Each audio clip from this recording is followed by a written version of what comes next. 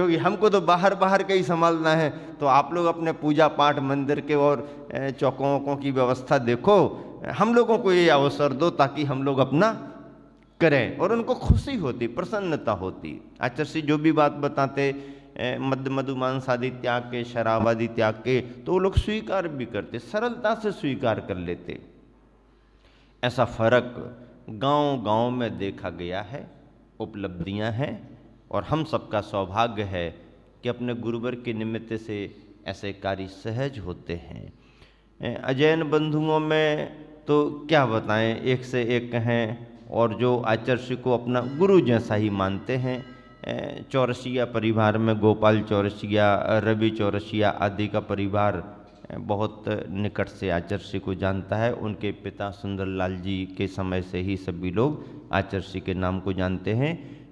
ठाकुर लोगों का प्रवास भी उस तरफ बहुत है, तो वहाँ के सरपंच जगत सिंह ठाकुर साहब वो आदि आदि भी वो कहते हैं ये तो गुरुवर हमारे हैं। और हम लोगों को कहाँ मौका मिलता है, बाहर जाओ तो दूर रह के दर्शन करना पड़ते हैं, अपने गांव में तो हम पास से ही करेंगे। ऐसा करके राम नारायण दुबे जी हैं, हरिशंकर जी हैं, विवेश पांडे करके एक युवा है, वो तो पूरा अभिषेक से लेकर के पूजा पाठ से लेकर के मतलब बहुत विचार रखता है और बचपन से ही संघ से जुड़ा हुआ है, आचार्य के मतलब आशीर्वाद में भी रहता है। विवेश पांडे करके है। राजौरिया जी हैं, एक डॉक्टर पूर्णानंद जी सोनी करके हैं तो वो सोनी जी, लेकिन जैन कुल का, जैन धर्म का संस्कार उन्हें बचपन से मिला है। बाहर गांव बड़ी देवरी के थे, लेकिन पढ़ाई करके उन्होंने इस स्थान को अपने पेशे के लिए चुना। आज पूरा सब समाज को सहयोग रहता है और शुद्ध सात्विक अपना जीवन बिताते हैं, हिंदू होकर के भी जैन धर्म पर आस्था रखते हैं। ऐसे ये सभी लोग आचार्य के पहुंचने पर अपने आप उत्सुक हो जाते हैं और समाज बंधुओं को तो उत्सुकता होती ही होती है।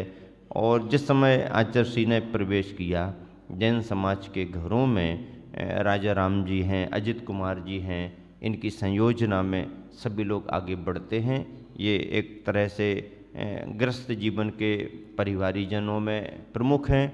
और फिर सिंगई परिवार में जो सुभाव सागर जी महाराज जी के गृहस्थ जीवन का परिवार है, तो सिंगई फूलचंद जी का परिवार, सिंगई मोतीलाल जी का परिवार, परिवारी जनों में भी सिंगई भागचंद जी जैन पुराने मंदिर, पार्श्वनाथ मंदिर की व्यवस्थाएं देखते हैं और मोतीलाल जी के परिवार से भी सदस्य हैं।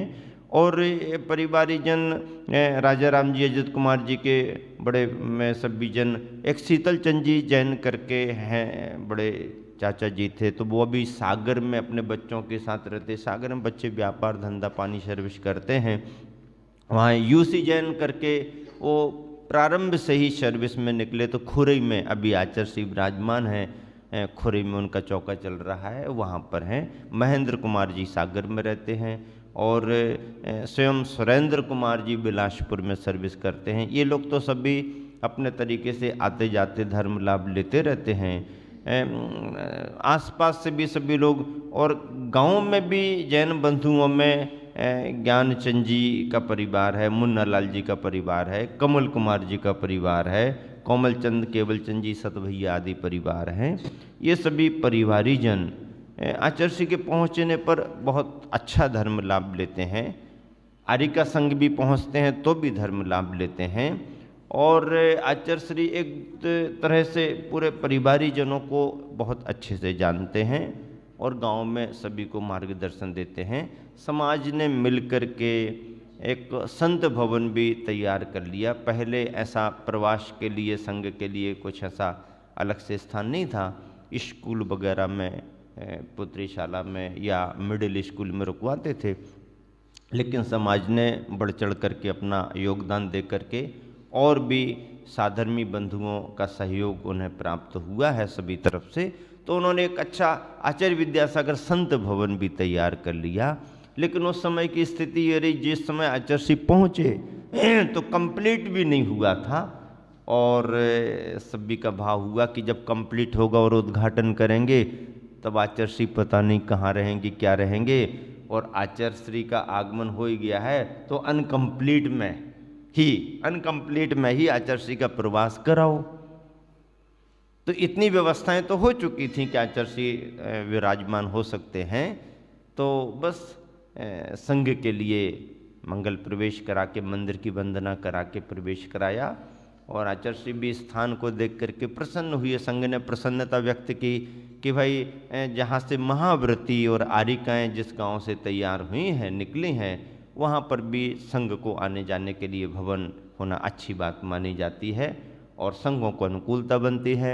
अब इस समय तो पूरा कंप्लीट हो गया है, लेकिन उस समय आचार्य श्री जब 2017 में पहुँचे थे तो कंप्लीट होने की ओर था। आचार्य श्री ने पहले तो सभी ने पूजन वगैरह की, निवेदन किए, मांगलिक आशीर्वाद लिया। सर्दी का तो समय था, मौसम थोड़ा ठंडा था, तो आचार्य श्री को प्रवचन को निवेदन किया तो आचार्य श्री कहने लगे हाँ प्रवचन तो होगा, लेकिन गांव का नाम नन्ही देवरी है ना, तो प्रवचन भी नन्ना छोटा ही वाला होगा, बड़ा वाला नहीं होगा। हाँ, और सुबह सुबह का समय है, ऐसा हास्य में लोगों को बताते हुए अपना संबोधन दिया। जैन जैनेतर बंधु लाभान्वित हुए, आहारचर्या संपन्न हुई। विगत प्रवास में दोनों मुनिजनों के परिवारों में तो आचार्य श्री का आहार संपन्न हो चुका था। इस बार भी सभी की अपेक्षाएं थी, भावनाएं थी, चौके बहुत लगते, आसपास से भी लगा लेते, लेकिन बिलहरा से बहुत सारे श्रावक बंधु भावना लेकर के आए थे और बिलहरा को छोड़ करके आचार्य श्री को किसी दूसरी तरफ निकलना था। तो सोचा अब जहाँ जिस गांव में जाना नहीं है वहाँ गांव के भी लोग चौका लगा करके लगाने को आए हैं, तो उन्हें अवसर आचार्य श्री ने दिया। बाकी सभी का सभी घरों में आहार हुआ, प्रवास हुआ, आचार्य श्री का संबोधन, उपदेश, मार्गदर्शन हुआ और विहार हो गया। इस तरह से आचार्य श्री ग्राम नगरों में विहार करते हैं, यथायोग मार्गदर्शन देते हैं, जैन समाज को लाभ देते हैं, जैनेतर बंधुओं को भी अपनत्व भाव दे करके संस्कारित करते हैं। और आज इतनी सहजता हो गई, इतनी निकटता हो गई कि आचार्य श्री और मुनि संघ यदि अपरिचित गांवों में से भी निकल जाएं तो जैन जैनेतर पुरुष महिलाओं को कोई नयापन जैसा नहीं लगता। ऐसा लगता है ये तो कब से बरसों से सुन रहे हैं ना, ये तो जैन समाज के महाराज जी हैं, आना जाना होता है, ऐसा है वैसा है। और गांव से त्यागी वृत्ति होने से अरे अपने गांव की भी माता जी है ना, बनी है ना उनके यहाँ, अपने गांव के भी वो फलाने के यहाँ से वो बेटा ऐसा बन गया महाराज, वो भी तो इसी संघ में है। ऐसा करके एक बहुत अच्छा वातावरण इस समय सभी जगह बन रहा है। आचार्य श्री विहार करते हुए सागर महानगर में पहुँचे। अब महानगर में पहुँचे तो महानगर के हिसाब से तैयारियां होती हैं। महानगर का वातावरण ही अलग होता है, बड़े बड़े प्रयोजन होते हैं, बड़े बड़े समाज के सहयोग होते हैं और उन सभी बड़े बड़े प्रयोजनों में सागर में भाग्योदय और भाग्योदय में सहस्रकूट जिनालय और भी विभिन्न कॉलोनियों में संयोजनाएं होती रहती हैं। आचार्य श्री का मार्गदर्शन मिलता रहता है और इस तरह से सागर नगर में प्रवास देते हुए आचार्य श्री कुछ एक लक्ष्य को लेकर के वहाँ से विहार करते हैं। निकट के क्षेत्र बीनावार है, जाकर के वहाँ की स्थिति का आकलन करते हैं, विचार करते हैं, कितना क्या कार्य हो गया है। वहाँ पर भी एक बहुत अच्छे रूप में काम चल रहा है। वहाँ से विहार करते हुए आसपास के ग्राम नगरों से तारादेवी भी एक ग्राम है जहाँ के दो मुनि संग में निर्लोभ सागर जी और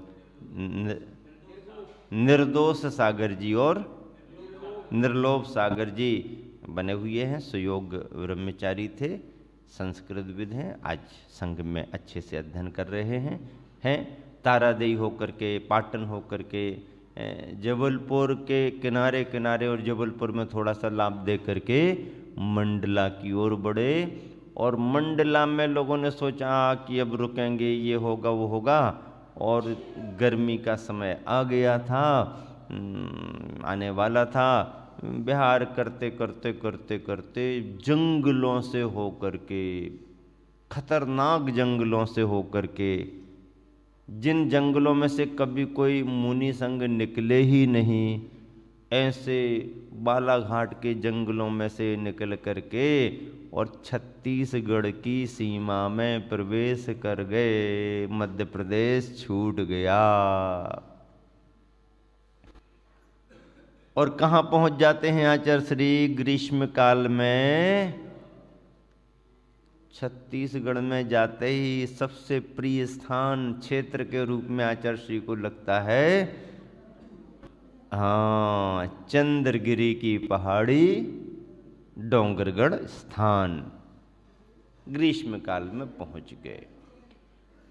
बिहार और प्रवास लंबा तो हुआ, लेकिन जब अधिक कार्यक्रम संपन्न हो जाते हैं तो फिर आचार्य श्री को एक ऐसा क्षेत्र पकड़ लेते हैं जहां पर शांति और निराकुलता मिले, आवागमन थोड़ा सीमित हो। हालांकि आचार्य श्री कितना भी सोचें कि आवागमन सीमित हो, लेकिन सीमित हो नहीं पाता है। लोग तो सभी पहुंच ही जाते हैं। ग्रीष्मकालीन प्रवास को देख करके छुट्टियां और जो भी उस समय का लाभ लेते हैं सभी लोग पहुंच जाते हैं। फिर भी निराकुलता से चर्या होती रहती है। कार्यक्रम वगैरह थोड़े कम हो जाते हैं तो स्वाध्याय साधना में समय निकलता है। गर्मी का वो प्रवास आचार्य श्री का चंद्रगिरी में हो रहा था। आचार्य श्री अपना प्रवास तो करते ही हैं, लेकिन समय समय पर संघों को भी विभिन्न ग्राम नगरों में विहार कराते रहते हैं और विभिन्न विभिन्न आयोजनों के माध्यम से समाज को लाभ देते रहते हैं। आचार्य श्री ने हम लोगों को बहुत लंबे लंबे विहार भी कराए। महाराष्ट्र के प्रवास में बहुत विहार हुए, कर्नाटक तक विहार हम लोगों के हुए। और कर्नाटक के बिहार में तो भाषा की असुविधा तो थी हम लोगों के साथ में, लेकिन आचार्य श्री ने जब हम लोगों के विहार कर्नाटक में कराए, श्रवण बेलगोला की यात्रा वंदना कराई, तो महाराष्ट्र और कर्नाटक के ब्रह्मचारियों को साथ रखा, ये कह करके कि हिंदी भाषी अकेले महाराजों का काम वहाँ नहीं जमेगा। कुछ महाराज और कुछ ब्रह्मचारी वगैरह जो कन्नड़ और मराठी जानते, उनका साथ रहेगा। तो 7 मुनि महाराजों का हम लोगों का एक साथ वहाँ पर विहार हुआ था और बहुत अच्छे से प्रभावना हुई थी। मेरे मन में बहुत भाव था कि बाहुबली के मस्तकाभिषेक में तो मैं ऐसे कभी उपस्थित रह नहीं पाया, कभी ऐसा मस्तकाभिषेक देखने का अवसर मिले। तो जनवरी के समय में मैं वहाँ था, 2010 की जनवरी थी। अभिषेक तो वहाँ कहाँ मिले, चरणाभिषेक रोज मिलता था देखने के लिए, वंदना खूब होती थी। संक्रांति के आसपास का समय था, 14 जनवरी के आसपास मौसम भी बनता है, थोड़ा थोड़ा बादल भी होने लगे। तो मैंने सोचा कि ये बादल बादल हो रहे हैं, एक आध दिन पानी गिर जाए तो अपने आप नेचुरल अभिषेक देखने को मिलेगा। हाँ, मिलेगा। और ऐसा हुआ भी, बारिश पानी थोड़ी थोड़ी आई और जैसे ही समाचार मिला कमरे में कि हाँ बारिश होना थोड़ी शुरू हो गई, और जहाँ मतलब हम लोग रुके हुए थे वहाँ से थोड़ा निकल करके जाओ आगे से तो थोड़ा पहाड़ी भाग दिखता है। तो सोचा, लेकिन वो बारिश फुर होकर के गई। अरे भाई योग बना, लेकिन फिर भी अभिषेक नहीं देख पाए। कोई बात नहीं, भावना का अभिषेक तो देख ही लिया, चरणाभिषेक तो रोज हो गया, आदि खूब अच्छा ध्यान साधना स्वाध्याय किया। विहार करते करते जब गोमटेश्वर से विहार करके निकले, अन्य क्षेत्रों की वंदना करते हुए एक रात विश्राम कर रहे थे। तो लगभग 3 बजे और 4 बजे के बीच में, अब जो भावना अंदर भरी रहती वो तो भरी रहती है, तो 3-4 बजे के समय पर एकदम अपने आप बाहुबली भगवान दिखे और बारिश हो रही है और पूरा मस्तकाभिषेक। भले ही सपने में देखा, लेकिन जो भावना अंदर भरी थी वो 3 और 4 के बीच के समय में बिल्कुल स्पष्ट आज भी वो दृश्य हमको दिखाई देता, जो स्वप्न में देखा था वो दिखा मुझे। नींद खुल गई। जय गोमटेश, जय बाहुबली। साक्षात की जगह सपने में भी अभिषेक देखने मिला। अब साक्षात तो टीवी पर हर बार देख लो तो वो तो दिखता ही है, लेकिन मौसम प्रकृति का सहज बादलों के द्वारा अभिषेक मैंने खुद साक्षात सपने में देखा है। और बाहुबली पर बेलें लगी हैं, सांपों ने घर बनाए, ये तो अपन ने पढ़ा है। शायद ही किसी मुनि महाराज, किसी आचार्य महाराज, किसी श्रावक का ऐसा कोई योग कभी बना हो नहीं बना हो पता नहीं, पर मेरा तो योग बना। बाहुबली की वंदना करते समय बाहुबली की प्रतिमा की, यहाँ प्रतिमा छोटी मोटी थोड़ी है, बड़ी बड़ी बेलें हैं, ये है वो है और ऐसा वैसा।